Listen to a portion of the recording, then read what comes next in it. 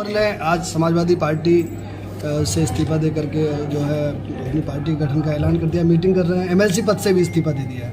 PDA के लगातार wicket गिर रहे हैं, कैसे देख रही हैं और क्या कहना चाहती हैं? मैं समझती हूँ कि चुनाव के दौरान स्वामी प्रसाद मौर्य जी घाटी में आए थे और वो चुनाव नहीं जीत पाए थे। उसके बावजूद भी समाजवादी पार्टी ने उन्हें एमएलसी बना के विधानसभा में भेजने का काम किया है और हम स्वामी प्रसाद मौर्य जी का पूरा सम्मान करते हैं, हमेशा करते आए हैं।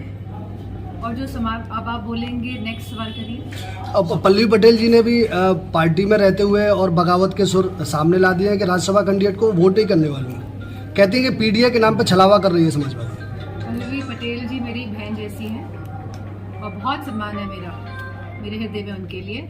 और समाजवादी पार्टी के सिंबल से पल्लवी पटेल जी लड़ी थी और जीती थी। हम चाहते थे कि पल्लवी पटेल की जो माता जी हैं वो भी समाजवादी पार्टी से जीते और वो भी सदन तक पहुंचे विधानसभा, लेकिन वो अपनी पार्टी के सिंबल से लड़ी और पल्लवी पटेल जी समाजवादी पार्टी के सिंबल से लड़ी और वो सदन तक पहुंची और हमें खुशी है।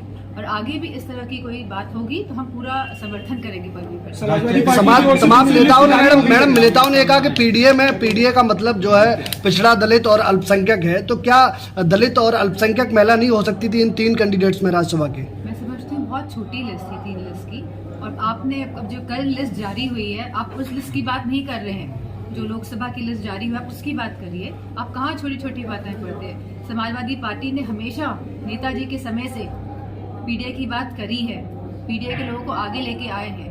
और समाजवादी पार्टी की जो विचारधारा है वो यह नहीं है कि पीडीए तक ही सीमित है। हम अगड़ों को भी साथ लेके चले हैं, गरीबों को भी, और जो भी शोषित वर्ग है उन सबको लेके आगे चलते आए हैं, पीछे भी और चलते रहेंगे। कांग्रेस से गठबंधन होने की लगातार वरिष्ठ नेता बात कर रहे हैं और अगर गठबंधन होता है तो आप सबको। क्या राहुल जी की न्याय यात्रा में शामिल होने वाले राष्ट्रीय अध्यक्ष? मैं तो मैनपुरी में हूँ क्योंकि ये क्षेत्र मेरा है और मुझे नहीं पता कि क्या डिसीजन हो रहा है लखनऊ में।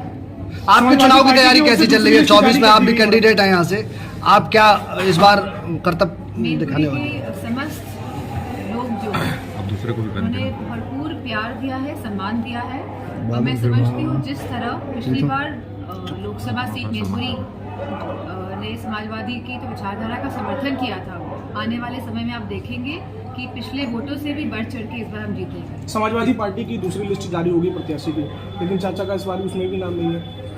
वो समाजवादी पार्टी का मामला है, तो जल्दी आपको पता चल जाएगा कौन कहाँ से लड़ा। किसान आंदोलन में राकेश टिकैत भी कूद गए हैं, बता रहे हैं कि पहले से भी बड़ा आंदोलन होगा।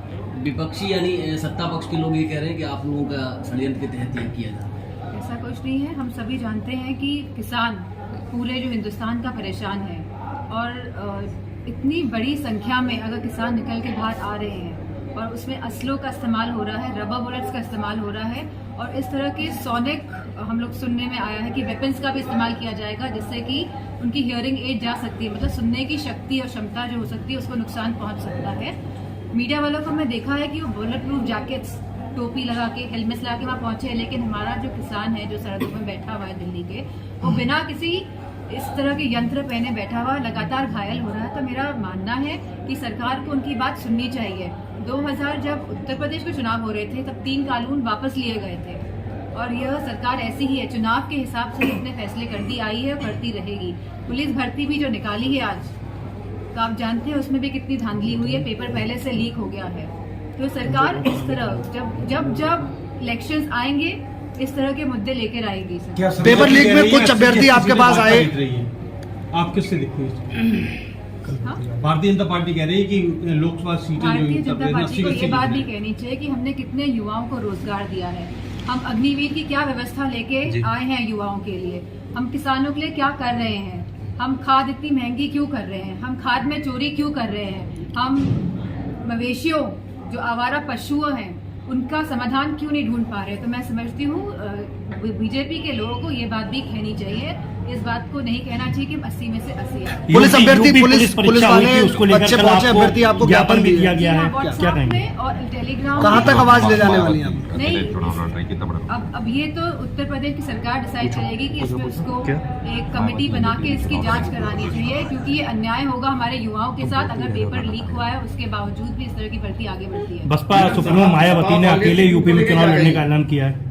कितना बड़ा नुकसान कर सकती है समाजवादी पार्टी को, क्योंकि आप पीडीए के तहत चुनाव में जा रहे हैं, उसमें दलित भी है और दलित की बहुत। बसपा के बारे में मैं नहीं बोल सकती। मैडम, सपा और कांग्रेस की टूट को लेकर क्या कहेंगे, क्योंकि अभी तक कोई सेटिंग नहीं बन पाई है।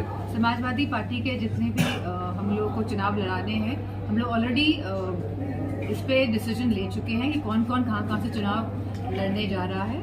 तो मैं समझती मजबूती के साथ समाजवादी पार्टी भाजपा का सामना करने जा रही है। क्या समाजवादी पार्टी की बसपा से, जैसा कि आपने बताया बसपा कहने को तैयार नहीं है, क्या गठबंधन की बात आगे जारी है?